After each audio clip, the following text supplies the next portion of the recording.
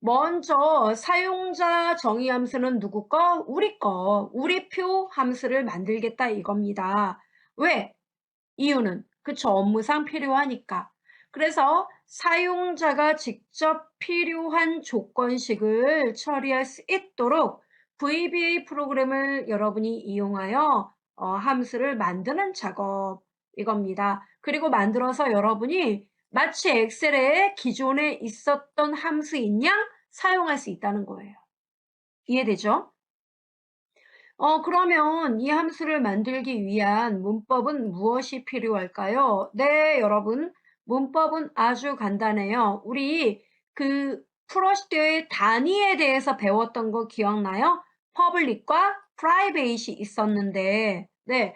퍼블릭 같은 경우는 제가 뭐라 그랬어요? 아주 글로벌하다라고 이야기했죠. 그래서 퍼블릭 같은 경우에는 여러 개의 그 시트에서도 시트나 모듈에서도 얘의 존재를 우리가 만들어 놓은 함수 존재를 여기서도 다 알 수 있도록 통용할 수 있다는 거죠. 통용되는 함수 이게 퍼블릭이고 프라이베이트 같은 경우에는 그 모듈 안에서만 사용 가능하다 이겁니다. 그래서 사용 범위를 퍼블릭으로 할 것이냐 프라이베이트로 할 것이냐 두 개 중에 하나를 고르고 그 다음 중요한 게 있지요. 바로 뭐냐면 여러분이 필요로 하는 거는 함수예요. 그죠? 그러니까 단의 프로그램이 아니에요. 한번 쭉 실행하고 마는 게 아니라 지속적으로 여러분이 엑셀에서 정보를 이쪽으로 넘겨주고 얘가 처리를 하고 결과를 다시 엑셀 화면으로 보내주고 이렇게 주거니 받거니 이런 작업이 이루어져야 되기 때문에 바로 얘는 서브가 아니라 펑션, 즉 우리는 함수를 만든다는 거죠. 그래서 펑션을 써줘야 돼요. 그리고 뒤에는 함수 이름을 써주게 됩니다. 우리가 앞에서 배웠던 year라든가 month라든가 이런 것들 있죠. 이런 게 다 함수 아니에요? 그것처럼 이런 함수 이름을 여러분이 하나 만들어서 써줘야 된다는 거죠. 이때 함수 이름은 여러분이 만들려는 그 목적이 있을 거니에요. 함수를 만드는 목적. 그 목적에 적합한 이름을 써줘야 돼요. 우리가 딱 봐도 이어 함수를 보면 어때요? 아, 그거 연도를 구하는 함수인가 봐. month를 보면요. 아, 월을 계산하는 함수인가 보지? 이렇게 곧바로 연상될 수 있게끔 여러분이 함수 이름을 업무상 여러분 업무에 아주 밀접한 이름을 써줘야 할 필요가 있더라 이겁니다. 참고로 함수 이름은 한글도 되고 영어도 되고 다 상관없어요. 그 다음에 여기 인수, argument라고 나와 있습니다. 이 인수는 바로 여러분이 함수는 어떤 값을 일단은 가져와야 돼요. 물론 인수가 없는 경우도 있어요. 자, 잠깐 이해를 돕기 위해 보여드리겠습니다. 여러분 일단 우리 작업을 하기 위해서는 엑셀에서 이 매크로 19, 이 파일이 우리의 작업 파일이에요. 이걸 여시면 되겠고 이걸 우리가 만들 건데 이걸 만들기 전에 잠깐 봅시다.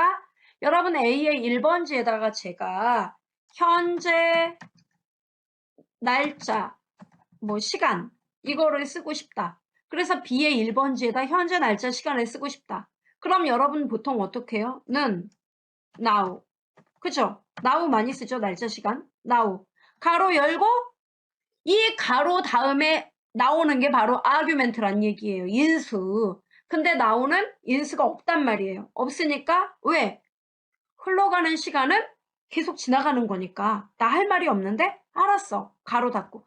이러면은 아규멘트가 없는 거예요. 인수가 없어요. 엔터를 치면 답이 나오게 되어 있습니다. 그죠? 이렇게 나온단 말이에요. 이해되죠? 이렇게 인수라는 게 없는 함수도 있어요. 그렇지만 자, 또 하나. 연봉의 합계를 구하겠다. 그럼 여러분 내장함수 못 써요. sum. 그죠? 엑셀의 내장함수 sum. 그리고 바로 여기 number 1, number 2 이거 있죠? 그럼 여러분 sum하고 보통 어떻게 써요? 나 연봉 합계 구하고 싶어. 그럼 범위를 잡잖아요. C4에서 C의 13을 잡았잖아요. 이게 바로 sum 함수를 여러분이 쓰기 위해서는 C4에서 C에 13 이런 범위가 필요하다는 얘기예요. 그럼 얘는 이 범위를 입력받아서 합계를 구하게 되더라 이겁니다. 이해되죠? 그러니까 이런 썸이라든가 now라든가 이런 애들은 다 내부적으로 프로그램이 다 되어서 여러분에게 그렇게 함수만 익히면 그런 기능이 제공되도록 잘 만들어 놓은 프로그램이에요. 이해되죠? 우리도 그런 함수를 여기다 만들자는 거예요. 그리고 만들기 위해서는 이런 문법들로 이루어져 있다는 거를 알아둬야 된다는 거죠. 그러니까 인수가 뭔지 이해는 되죠? 근데 강사님, 이 인수라는 거는 함수마다 다 다르잖아요. 당연히 다르죠. 제가 말씀드린 것처럼 썸처럼 범위를 이렇게 잡고, 그죠? 그리고 여러분이 합산하려는 또 다른 영역을 또 잡아도 되죠. 그리고 방금 전에 now처럼 어떻게 돼요? 인수가 없는 경우도 있고. 그죠? 또 vlookup이나 이런 함수처럼 어때요? 인수가 매우 많은 것도 있잖아요. 그죠? 그러니까 이거는 함수마다 인수의 개수라든가 인수의 성격이라든가 이런 거는 다 다르단 얘기예요. 이해되죠? 그 다음에 여러분이 실제로 이 함수를 통해서 구현하고자 하는 명령어들을 써줘야 됩니다. 예. 이 함수가 어떻게 실행되도록 할 건지 그 방향성을 코딩해 달라 이겁니다.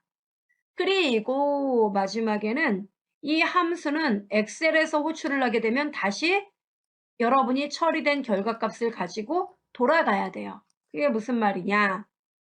여러분이 방금 전에 여기서 sum 이렇게 썼죠. 함수 이름을 쳤어요. 그리고 범위를 잡았어요. 그리고 가로를 닫죠. 이 짧은 순간에 얘는 내부적으로 이 sum이라는 함수는 프로그램이 돼 있다는 얘기예요. 그래서 우리가 C4에서 C에 13 범위 잡고 엔터만 치잖아요. 그럼 얘는 이 내장된 프로그램 이거를 더하게끔 C4에서 C에 13 여러분이 잡은 그 범위에 대해 덧셈 작업을 하는 프로그램이 이미 바로 MS에 의해서 프로그램 돼가지고 내장돼 있다는 얘기예요. 그럼 우리는 우리의 프로그램, 우리의 함수를 만들 때는 우리 자신이 프로그램을 해서 넣어야 된다는 얘기예요. 그죠? 그러니까 여기서 세금을 계산하기 위해서는 여러분이 세금을 구할 공식을 먼저 확보해서 그렇게 공식을 만들어서 프로그램을 짜야 된다는 얘기예요. 이해되죠? 네, 그런 얘기입니다. 그리고 엔터를 치면 그 함수명으로 결과값이 돌아가서 답이 나오는 겁니다. 됐죠? 그리고 펑션이 끝나면 여기까지입니다. end 펑션으로 마무리가 되는 거예요. 이해되죠? 이게 문법이에요. 아, 어려운데 이거 제가 잘할 수 있을까요? 걱정하지 마세요. 우리는 이걸 배우는 거니까요. 그래서 함수 이름 같은 경우는 아까도 말씀드린 것처럼 연관성 있는 이름을 지정해 달라. 이게 저의 당부의 이야기가 되겠습니다. 자, 그렇다면 이 함수 인수, 즉 아규멘트 얘는 도대체 어떤 애입니까?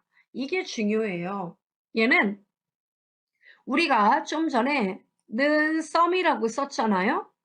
그리고 가로 열고 범위를 잡아줬던 거 기억나시죠? 이게 바로 매개 변수, 인수값이 되는 거예요. 그럼 이 값을 이 내부에 프로그램 된 곳으로 보낸다는 겁니다. 그럼 보내면 그쪽에서는 프로그램 내부에서는 이 범위를 인식을 하게 돼요. 인식하고 이 해당 범위, 우리 사용자가 원하는 범위에서 덧셈 작업을 계속 반복시켜주는 거죠. 그리고 그 결과를 여러분에게 다시 되돌려주는 이런 구조예요.